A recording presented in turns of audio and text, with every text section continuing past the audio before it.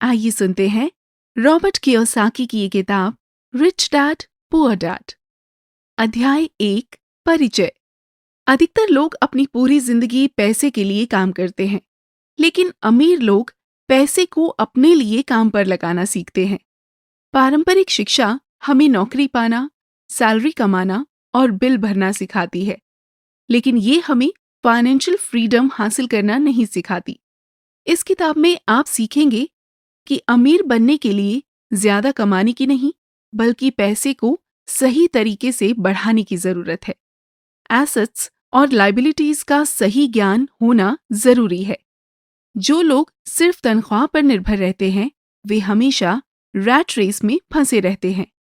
अगर आप पैसे के नियमों को समझ लें, तो आर्थिक रूप से स्वतंत्र बन सकते हैं। अध्याय 2, अमीर पैसे के लिए काम नहीं करते, वे पैसे को अपने लिए काम करवाते हैं। अधिकतर लोग मानते हैं कि एक सुरक्षित और अच्छी सैलरी वाली नौकरी से ही आर्थिक सफलता मिल सकती है। बचपन से हमें यही सिखाया जाता है कि अच्छे से पढ़ाई करो, अच्छे नंबर लाओ और एक अच्छी नौकरी पाओ। लेकिन यही सोच रैट रेस का कारण बनती है। रैट रेस एक ऐसा चक्र जहां लोग कड़ी मेहनत तो करते हैं, लेकिन उन्हें फाइनेंशियल फ्रीडम कभी नहीं मिलती। यहाँ फाइनेंशियल फ्रीडम का अर्थ है अपनी जिंदगी में पैसों की चिंता ना करना और जिंदगी को अपने हिसाब से जीना। आज जिंदगी का आनंद लेने के लिए हमें पैसों की जरूरत होती है, और इसी पैसे को कमाने के लिए अधिकतर लोग कई सालों तक नौकरी करते हैं। लेकिन कितना अच्छा होगा कि आप अपनी जिंदगी का आनंद भी ले सकें और पैसे कमाने की चिंता भी ना करनी पड़े। इसी स्थिति को लेखक फाइनेंशियल फ्रीडम कहते हैं। अमीर लोग पैसे के लिए काम करने के बजाय पैसे को अपने लिए काम करवाते हैं। यही मानसिकता गरीब और मध्यम वर्गीय यानी मिडिल क्लास लोगों को अमीरों से अलग बनाती है। कई लोग ये सोचकर मेहनत करते हैं कि उनकी नौकरी उन्हें फाइनेंशियल फ्रीडम देगी, लेकिन सच्चाई ये है कि चाहे सैलरी कितनी भी बढ़ जाए, टैक्स, बिल और खर्चे हमेशा इसे खा जाते हैं। जितनी अधिक कमाई होगी, उतना ही अधिक खर्च भी बढ़ जाएगा। इसके अलावा नौकरी की सुरक्षा एक भ्रम है। कंपनियां कभी भी कर्मचारियों को निकाल सकती हैं। महंगाई और मंदी से वेतन की कीमत गिर सकती है, और बढ़ती जिम्मेदारियों के कारण अधिक सैलरी का भी कोई फायदा नहीं होता। अमीर लोग इस भ्रम से बाहर आते हैं और केवल तनख्वाह पर निर्भर नहीं रहते। वे अलग अलग सोर्सेस से पैसे कमाते हैं, जैसे कि निवेश यानी इन्वेस्टमेंट्स, व्यवसाय यानी बिजनेस और संपत्तियां यानी एसेट्स। रैट रेस से बाहर कैसे निकलें? रैट रेस एक ऐसा चक्र है जिसमें लोग कमाते हैं, बिल चुकाते हैं, कर्ज लेते हैं और फिर दोबारा कमाने लगते हैं। ये चक्र कभी खत्म नहीं होता, क्योंकि इसकी जड़ें डर और लालच में होती हैं। डर, लोग पैसे की कमी से डरते हैं और नौकरी को ही अपनी एकमात्र सुरक्षा मानते हैं। लालच, वेतन बढ़ते ही नए घर, कार और महंगे सामान खरीदने की इच्छा उन्हें और ज्यादा कर्ज में डाल देती है। अमीर लोग इस जाल से बाहर निकलना जानते हैं। वे अपनी भावनाओं से प्रभावित होने के बजाय पैसे का उपयोग एक उपकरण की तरह करते हैं, जिससे वे और अधिक पैसा कमा सके। कैसे अमीर लोग अपने बच्चों को पैसे के बारे में सिखाते हैं? अमीर और गरीब के बीच सबसे बड़ा अंतर फाइनेंशियल एजुकेशन यानी पैसों के बारे में जानकारी का है। अधिकतर लोग पैसे के बारे में अपने माता पिता और स्कूलों से सीखते हैं, लेकिन ये दोनों ही पैसे कमाने के असली तरीके नहीं सिखाते। स्कूलों में हमें पैसे का निवेश यानी इन्वेस्टमेंट, कर्ज यानी डेट, प्रबंधन या धन कैसे बढ़ाया जाए, इसके बारे में कुछ नहीं सिखाया जाता। लेखक कहते हैं कि उनके पास दो पिता थे। गरीब पिता यानी पुअर डैड, जो पढ़े लिखे थे लेकिन आर्थिक रूप से संघर्ष कर रहे थे। ये लेखक के असली पिता भी थे। अमीर पिता यानी रिच डैड, कॉलेज नहीं गए थे लेकिन निवेश और व्यापार के माध्यम से अमीर बने। ये लेखक के दोस्त के पिता थे, जिन्हें लेखक पिता के समान मानते हैं। इन दोनों की सोच अलग थी। गरीब पिता कहते थे, नौकरी ढूंढो, पैसा बचाओ और सुरक्षित रहो। अमीर पिता का मानना था कि फाइनेंशियल एजुकेशन लो, निवेश करो और जोखिम लेना सीखो। अमीर लोग अपने बच्चों को पैसे की समझ बचपन से ही देते हैं, जबकि गरीब और मध्यम वर्ग के लोग उन्हें नौकरी करने की शिक्षा देते हैं। इन बातों को समझकर आप भी अपने सोचने के तरीके को बदल सकते हैं और फाइनेंशियल फ्रीडम की ओर कदम बढ़ा सकते हैं। अगले अध्याय में हम सीखेंगे कि एक ज्यादा पैसों वाली नौकरी से ज्यादा जरूरी फाइनेंशियल एजुकेशन क्यों है।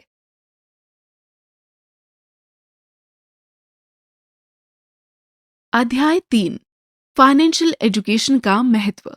अधिकतर लोग मानते हैं कि एक ज्यादा पैसों वाली नौकरी ही आर्थिक सफलता की कुंजी है। वे सोचते हैं कि अगर उनकी कमाई ज्यादा होगी तो वे आर्थिक रूप से स्वतंत्र हो जाएंगे। लेकिन सच्चाई ये है कि केवल अधिक कमाई से कोई अमीर नहीं बनता। फाइनेंशियल एजुकेशन ही असली धन बनाती है। बहुत से लोग अच्छी सैलरी पाने के बावजूद फाइनेंशियल प्रॉब्लम्स से जूझते हैं क्योंकि वे पैसे का सही मैनेजमेंट नहीं जानते। उनकी आमदनी तो बढ़ती है, लेकिन उनके खर्च और कर्ज भी उतनी ही तेजी से बढ़ जाते हैं। अगर किसी के पास फाइनेंशियल एजुकेशन नहीं है, तो वो चाहे कितना भी कमा ले, एक गलत निर्णय उन्हें दिवालिया कर सकता है। कई लोग अमीर यानी रिच होने और संपन्न यानी वेल्दी होने को एक ही मानते हैं, लेकिन दोनों में बड़ा अंतर है। अमीर होने का मतलब है कि आप बहुत पैसा कमाते हैं, लेकिन इसका ये मतलब नहीं कि आप आर्थिक रूप से सुरक्षित हैं। यदि कोई व्यक्ति $2 लाख सालाना कमाता है, लेकिन $1,90,000 खर्च कर देता है, तो वो असल में वित्तीय रूप से कमजोर है। संपन्न होने का मतलब है कि आप आर्थिक रूप से स्वतंत्र हैं, यानी आपकी संपत्तियां यानी एसेट्स आपके लिए पैसा कमाती हैं, भले ही आप काम करना बंद कर दें। अमीर लोग सिर्फ पैसे कमाने पर ध्यान नहीं देते, वे पैसे को सही तरीके से निवेश करके संपत्ति बनाते हैं और धीरे धीरे अपनी संपत्ति बढ़ाते जाते हैं। यही कारण है कि कई डॉक्टर और वकील जैसे उच्च वेतन पाने वाले लोग वित्तीय समस्याओं का सामना करते हैं, जबकि निवेशक और व्यापारी आर्थिक रूप से स्वतंत्र हो जाते हैं। ये मायने नहीं रखता कि आप कितना पैसा कमाते हैं, बल्कि ये मायने रखता है कि आप कितना पैसा बचाते हैं। वो आपके लिए कितनी मेहनत करता है और कितनी पीढ़ियों तक ये संपत्ति बनी रहती है। स्कूल फाइनेंशियल एजुकेशन क्यों नहीं सिखाते? अधिकतर लोग पैसे की समस्याओं से इसलिए जूझते हैं क्योंकि स्कूलों में फाइनेंशियल एजुकेशन नहीं दी जाती। पारंपरिक शिक्षा केवल एक अच्छे करियर पर ध्यान देती है, लेकिन ये महत्वपूर्ण फाइनेंशियल डिसीजंस को नजरअंदाज कर देती है, जैसे कि पैसे का निवेश कैसे करें, एसेट्स और लायबिलिटीज में क्या अंतर है, टैक्स और कर्ज कैसे काम करते हैं, पैसे को अपने लिए काम पर कैसे लगाएं।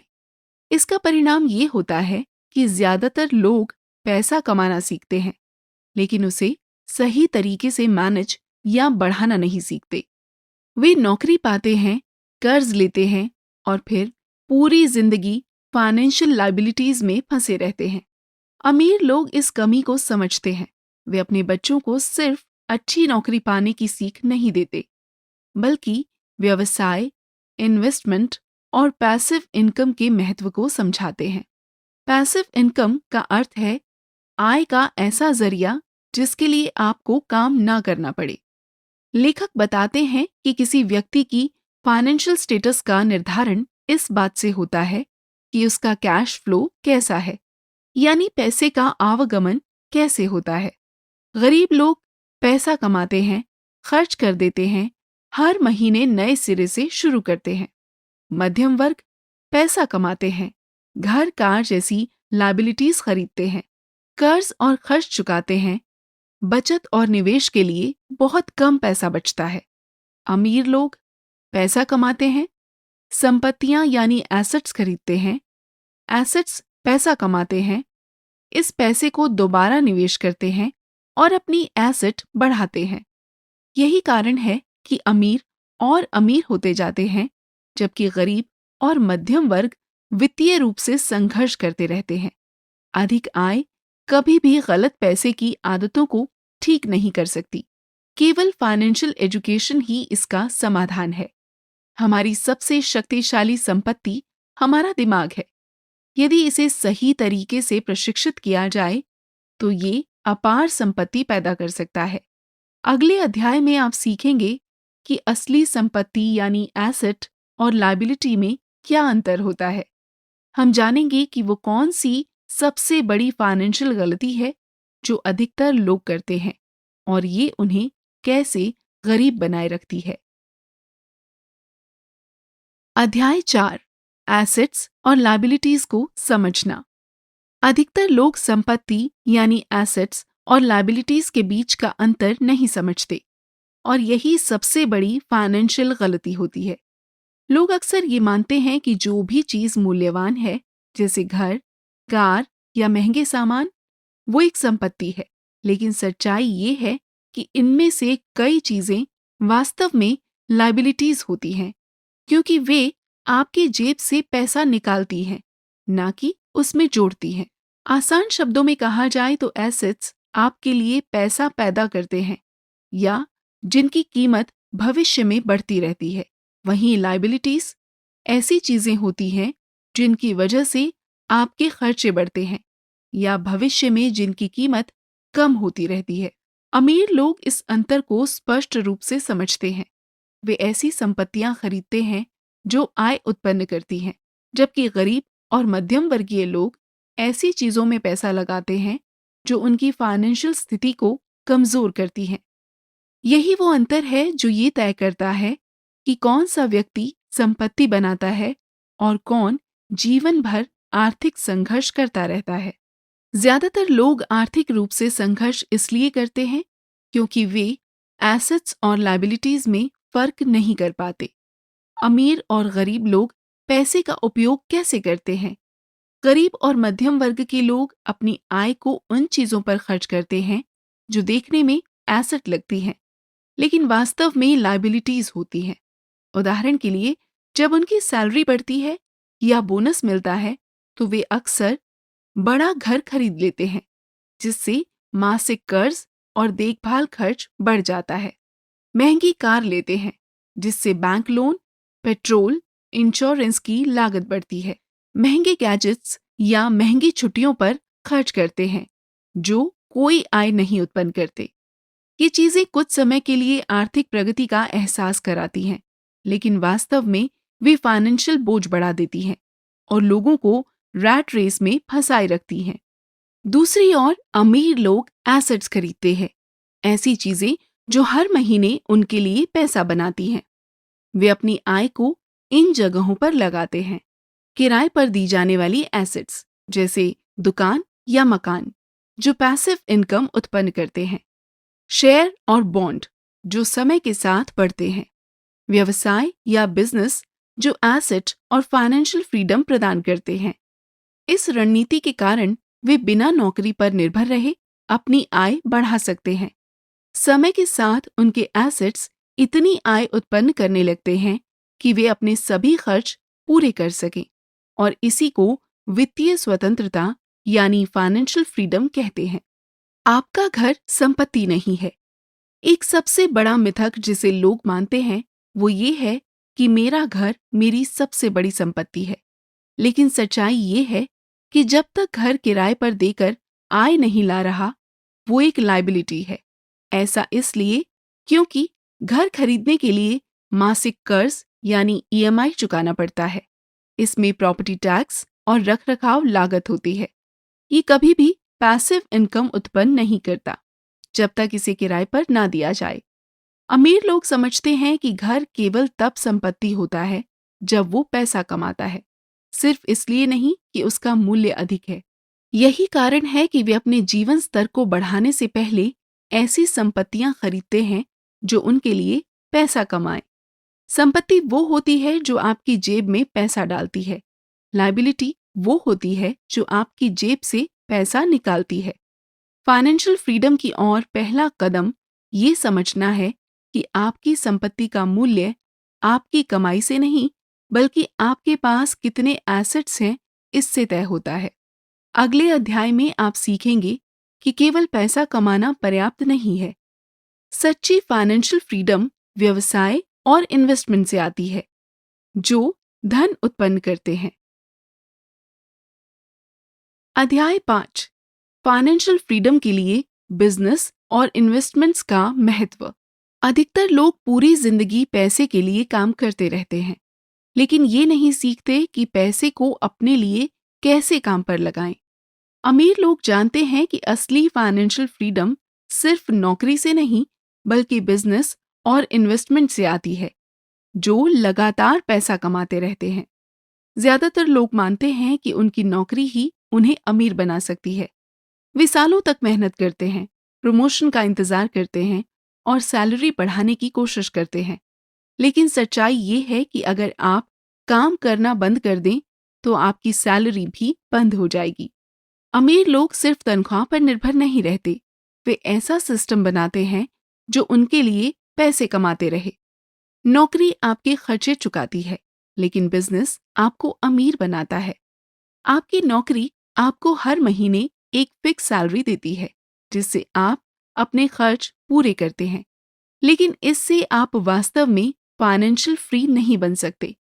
बिजनेस और इन्वेस्टमेंट्स आपकी अनुपस्थिति में भी पैसे कमाते रहते हैं। यही वजह है कि अमीर लोग हमेशा अपने पैसे को बिजनेस में लगाने और एसेट्स खरीदने पर ध्यान देते हैं। उदाहरण के लिए, एक कर्मचारी किसी कंपनी में काम करता है और उसे हर महीने सैलरी मिलती है, लेकिन उसी कंपनी का मालिक बिना रोज ऑफिस आए भी पैसा कमाता रहता है। यही नियम इन्वेस्टमेंट्स पर भी लागू होता है। जिस व्यक्ति के पास रेंट पर दी हुई प्रॉपर्टी या स्टॉक्स होते हैं, उसे किराए या डिविडेंड से पैसा मिलता रहता है, भले ही वो काम कर रहा हो या नहीं। यही वो फर्क है जो कुछ लोगों को अमीर बनाता है और दूसरों को जीवन भर आर्थिक रूप से संघर्ष करने पर मजबूर करता है। अमीर लोग अपना समय बेचकर पैसे नहीं कमाते, बल्कि वे अपने पैसे को काम पर लगाकर और ज्यादा पैसे कमाते हैं। बिजनेस और इन्वेस्टमेंट्स के टैक्स फायदे। अमीर लोग टैक्स सिस्टम को अच्छी तरह समझते हैं और उसका फायदा उठाते हैं। एक सामान्य कर्मचारी अपनी सैलरी पाने से पहले ही टैक्स भरता है, लेकिन बिजनेस का मालिक और इन्वेस्टर्स टैक्स को अलग तरीके से हैंडल करते हैं। एक कर्मचारी की सैलरी पर पहले टैक्स करता है और फिर वो जो बचता है उससे अपने खर्च पूरे करता है। एक बिजनेस का मालिक पहले अपने बिजनेस में पैसा खर्च करता है और जो बचता है उस पर टैक्स देता है। इसका मतलब है कि एक बिजनेस का मालिक अपने टैक्सेबल इनकम को कानूनी रूप से कम कर सकता है, क्योंकि वो अपने पैसे को पहले बिजनेस में री इन्वेस्ट करता है। दूसरी तरफ एक कर्मचारी के पास ऐसा कोई विकल्प नहीं होता।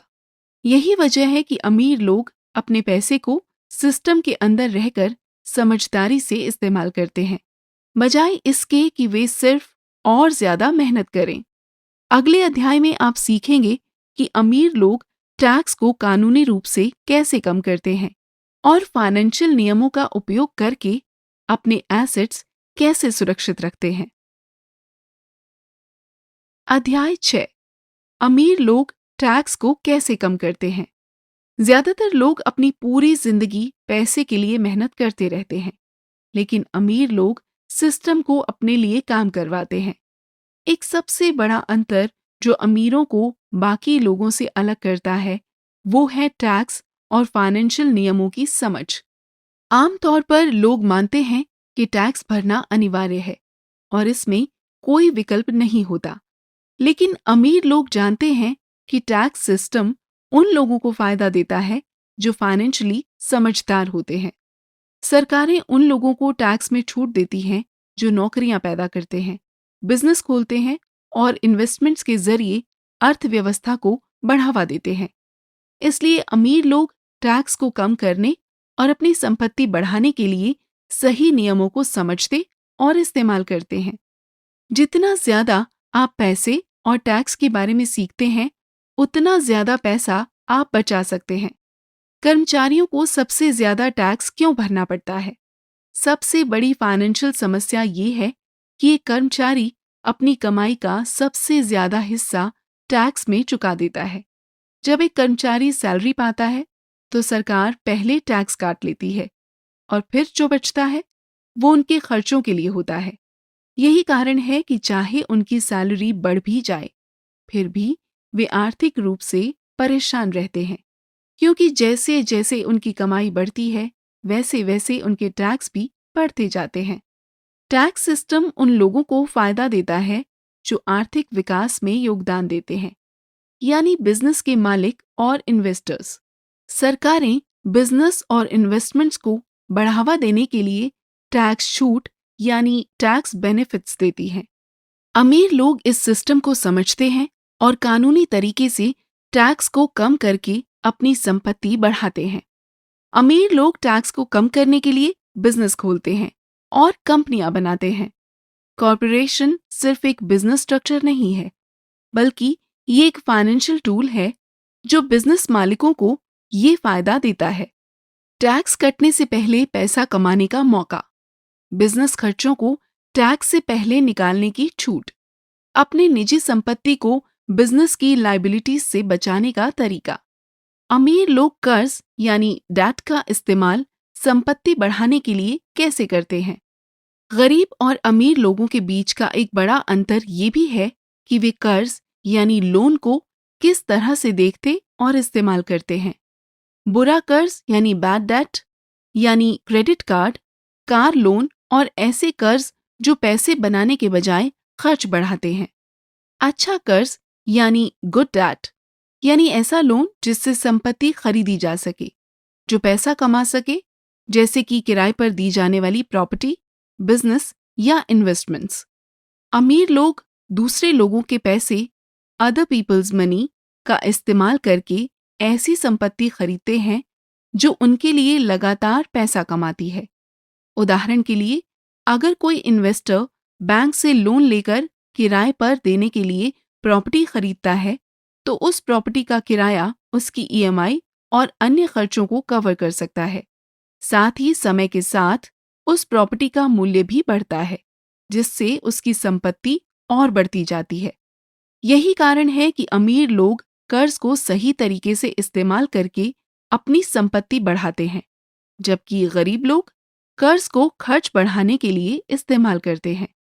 अगले अध्याय में आप जानेंगे कि कौन सी मानसिक बाधाएं यानी फियर, डाउट, लेजीनेस, एरोगेंस लोगों को अमीर बनने से रोकती हैं और इनसे कैसे छुटकारा पाया जाए। अध्याय 7, डर, शक, बुरी आदतें और घमंड जैसी बाधाओं को दूर करना। अगर आपके पास फाइनेंशियल एजुकेशन है, सही सोच है और पैसे कमाने के मौके भी हैं, तो भी कई लोग अमीर नहीं बन पाते। इसके पीछे सबसे बड़ी वजह ये नहीं है कि उन्हें पैसा कमाना नहीं आता, बल्कि ये है कि वे खुद को आगे बढ़ने से रोकते हैं। अमीर लोग सिर्फ पैसे का खेल नहीं खेलते, वे मानसिक और भावनात्मक बाधाओं को भी हराते हैं। अगर आप डर, शक, आलस, बुरी आदतों और घमंड से उभर नहीं सकते, तो आपकी आर्थिक स्थिति कभी नहीं सुधर सकती। सफल वही होते हैं जो समझदार होने के साथ साथ हिम्मत वाले भी होते हैं।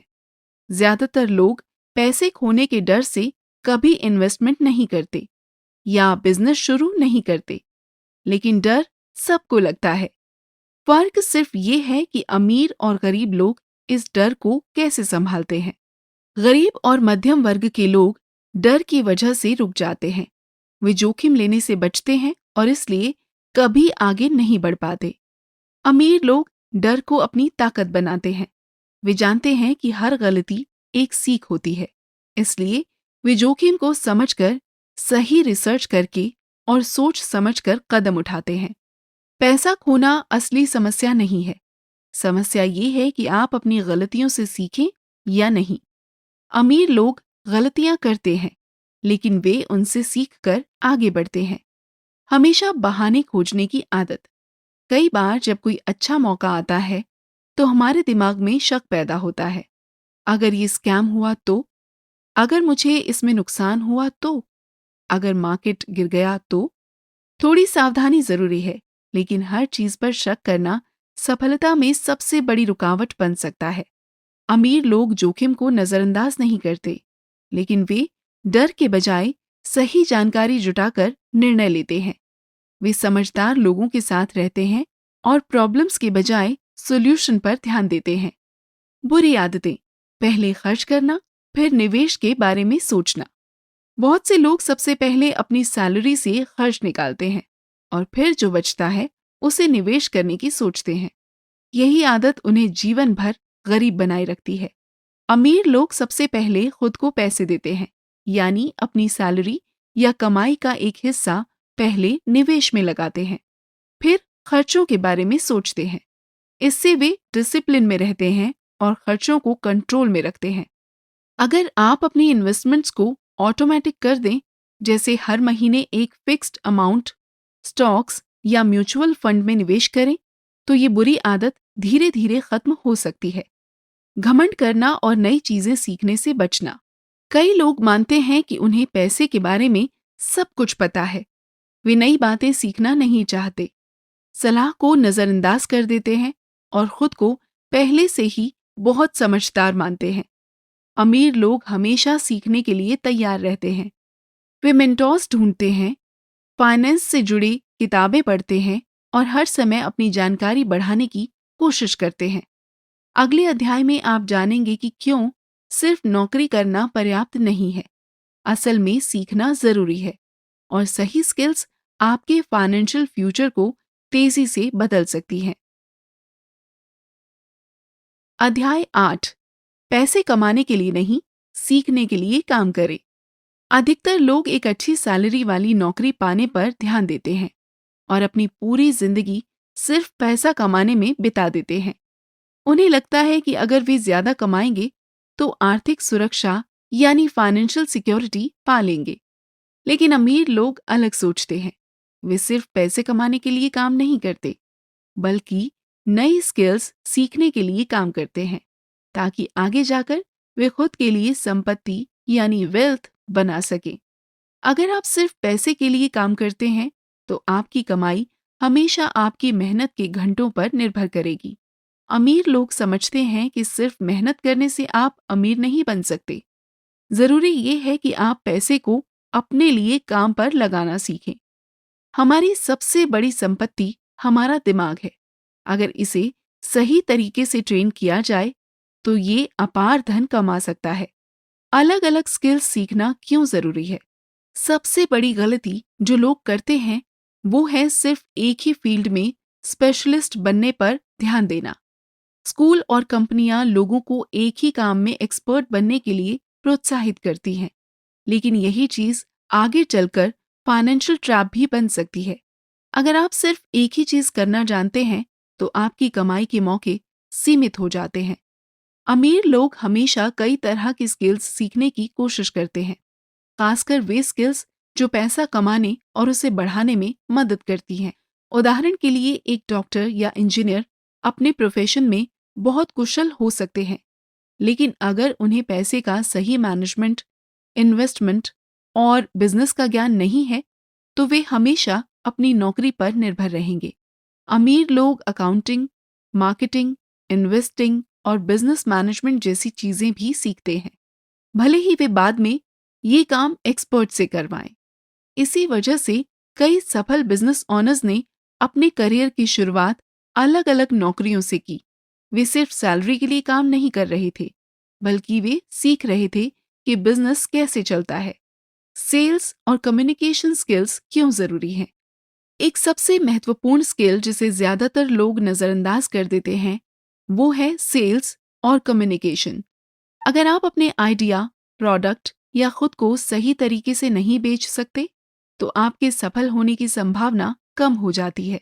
लोग सोचते हैं कि सेल्स केवल सेल्स पर्सन के लिए जरूरी है, लेकिन हकीकत ये है कि जिंदगी में हर चीज किसी न किसी तरह से सेलिंग से जुड़ी होती है।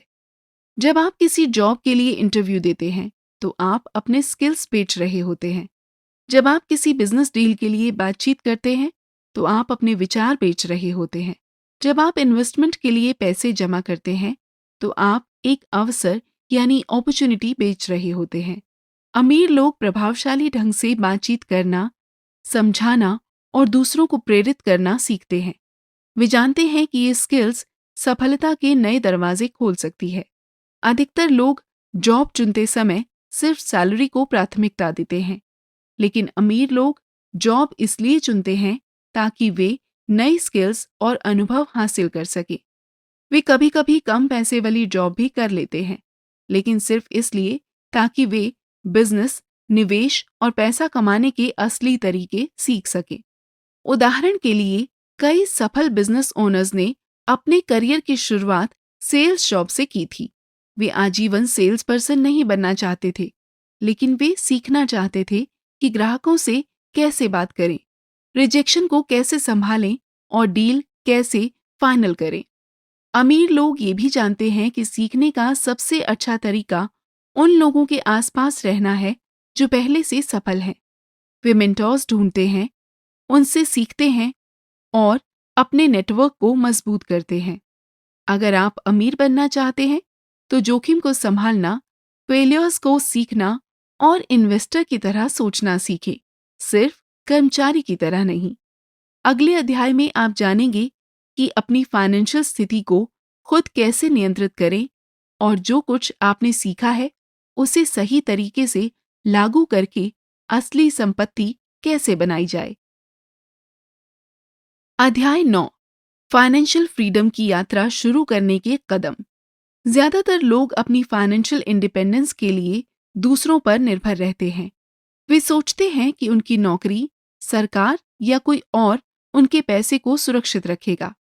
लेकिन अमीर लोग खुद अपनी वित्तीय जिम्मेदारी उठाते हैं। वे किसी बाहरी चीज पर निर्भर नहीं रहते। सच्चाई ये है कि आपके पैसे की सबसे ज्यादा फिक्र सिर्फ आपको होनी चाहिए।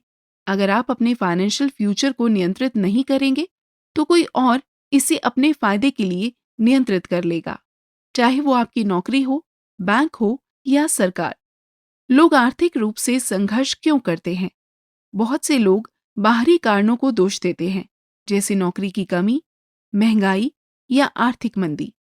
लेकिन फाइनेंशियल फ्रीडम किस्मत का खेल नहीं है, ये एक चॉइस है। अमीर लोग सही मौके का इंतजार नहीं करते, वे खुद मौके बनाते हैं और तुरंत कदम उठाते हैं। सबसे बड़ी समस्या ये है कि ज्यादातर लोग गलतियां करने से डरते हैं। उन्हें लगता है कि अगर उन्होंने गलत इन्वेस्टमेंट किया या बिजनेस में घाटा हुआ तो सब कुछ खत्म हो जाएगा। लेकिन अमीर लोग असफलता से नहीं डरते, वे इसे सीखने का अवसर मानते हैं। जो लोग बहुत ज्यादा सोचते हैं, डरते हैं और सही समय का इस्तेमाल नहीं करते, वे अक्सर मौके खो देते हैं। निवेश या संपत्ति बनाने के लिए कोई सही समय नहीं होता। सही समय वो होता है जब आप कदम उठाते हैं। खुद में इन्वेस्ट करना सबसे अच्छी इन्वेस्टमेंट है। ज्यादातर लोग अपना पैसा ऐसी चीजों पर खर्च करते हैं जो उनकी संपत्ति नहीं बढ़ाती, जैसे नई कार, महंगे मोबाइल या मनोरंजन। अमीर लोग पहले खुद में निवेश करते हैं। इसका मतलब है फाइनेंस और इन्वेस्टमेंट से जुड़ी किताबें पढ़ना, सेमिनार और वर्कशॉप में जाना जहां अमीर लोग सीखते हैं, बिजनेस, इन्वेस्टिंग और पैसे को मैनेज करने की स्किल्स सीखना।